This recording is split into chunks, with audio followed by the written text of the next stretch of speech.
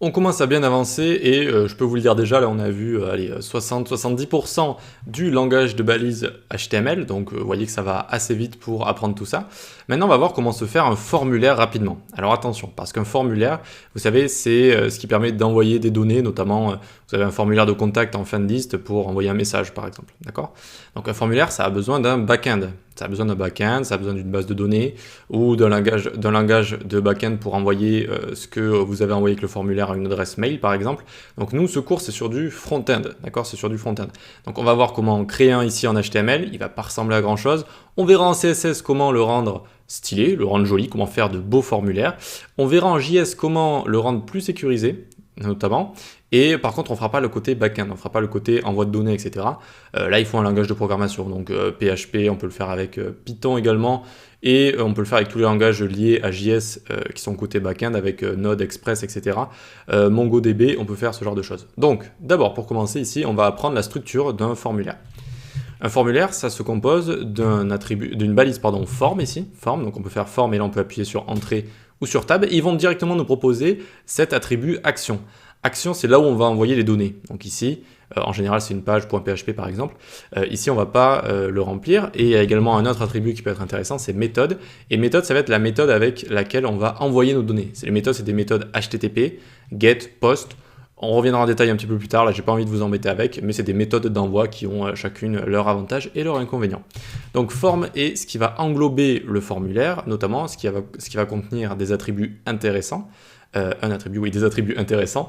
Et ensuite à l'intérieur, il va y avoir les inputs. C'est là où on remplit des données, c'est là où on remplit le message qu'on a envie d'envoyer, etc., etc. Donc ici, d'abord, il va y avoir un label. Un label, ça sert à labelliser un input, ça sert à être lié à un input, regardez. Et donc on fait label, il va y avoir un attribut fort, et là par exemple on dit prénom. Dedans, on a envie de remplir le prénom. Et dedans, on va écrire prénom, 2 points par exemple, comme ça, nickel. Ensuite, bon, en CSS, on s'occupera de ça plus tard, mais ici, on va juste faire un petit breu pour aller à la ligne. On va créer notre input. Notre input en question, c'est là où on va écrire, d'accord? Le type, ça va être qu'est-ce qu'on a envie d'écrire à l'intérieur? Du texte, un nombre, un email.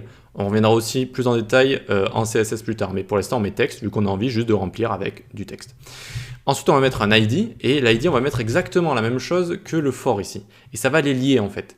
Ça va faire que, regardez, si je clique même sur prénom ici, ça va me mettre dans l'input, comme ça. Et là, je vais pouvoir écrire n'importe quoi, d'accord? Donc, ça les lie tous les deux, et on n'a pas besoin seulement que de cliquer sur l'input, on peut aussi cliquer sur le petit label, donc le petit libellé qu'on a juste au-dessus ici. ID, on va revenir beaucoup plus en détail en CSS, ça ne sert pas du tout qu'à ça. Ça sert en général aussi à donner un ID propre à des éléments HTML pour aller les cibler. Et on n'a tout le temps qu'un seul ID par élément.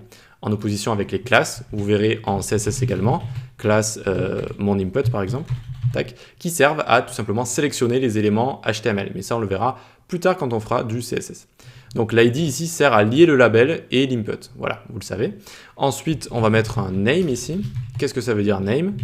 On met prénom vu que c'est un prénom qu'on va envoyer. Quand on va le recevoir dans notre backend, eh bien, il y aura un libellé avec les données qu'on reçoit. Et donc, ce sera le name ici. Donc, ce sera le prénom qu'on reçoit avec, par exemple, mon prénom Enzo, comme ça. OK? Donc, très bien pour ça. On a fait un input vraiment de base ici. Voilà, c'est vraiment l'input de base. On le lie avec un label. C'est pas obligé le label. Hein, vous pouvez ne pas le montrer ici. Mais vous voyez que ça renseigne quand même sur ce qu'on doit remplir ici. Alors, il existe d'autres attributs. Par exemple, placeholder, qui est assez sympa, votre prénom. Votre prénom, et regardez, donc il va y avoir écrit dans l'input votre prénom un petit peu en opaque, et dès que je commence à remplir, ça va s'effacer. Donc c'est une indication supplémentaire qui est la bienvenue. Et donc on peut faire exactement la même chose, on copie, on colle en dessous, tac, et cette fois ce ne sera pas prénom, ce sera nom. Et regardez ici, pour changer plusieurs choses d'un coup, je vais faire CTRL-H, tac, ça va me prendre toutes les occurrences de prénom, et je vais dire je veux remplacer par nom. Donc vu que je suis sur cette occurrence-là, je fais juste ce clic, remplacer un seul et pas tout remplacer. Regarde, si je fais tout remplacer, ça remplace tout par nom. Hop, je fais CTRL-Z. Et là, remplacer un par un. 1, 2, 3. Voilà. Hop, et ici, on va mettre nom ici. Et là, on va mettre votre nom dans le placeholder. Tac, on n'oublie pas donc... Alors, je les vois qui sont un petit peu placés. Bizarrement, je crois qu'il y avait peut-être 2 BR ici. Non. Non, je sais ce qui ne va pas. Il faut mettre un BR entre les deux ici. Voilà, nickel. Pour sauter une ligne après notre input ici. Encore une fois, les BR, normalement, on ne les utilise pas ici, on le fait tout ça en CSS. Mais bon, pour l'instant, on n'a pas encore vu ce qu'était le CSS. Très bien, on a 2 inputs, voilà, c'est la base d'un label, on peut mettre notre prénom, notre nom, et maintenant, il faut l'envoyer.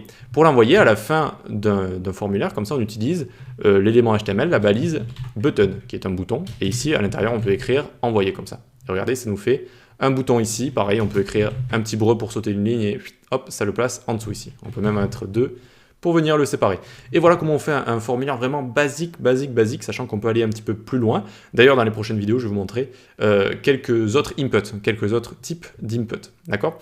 Donc le bouton, quand vous l'écrivez à la fin, juste à la fin d'un formulaire, attention, il ne faut pas le mettre en dessous ou après, il faut vraiment le mettre dans le formulaire. Et il va repérer le formulaire qu'il y a un bouton ici, et que quand vous cliquez sur envoyer, ça va envoyer les données au serveur. Sachant qu'ici, je n'ai pas mis d'action ni de méthode, rien ne se passe, c'est normal, à part une actualisation. Là, vous le voyez peut-être très rapidement, ça actualise en fait, assez rapidement. Allez, on se retrouve juste après pour découvrir d'autres types d'inputs.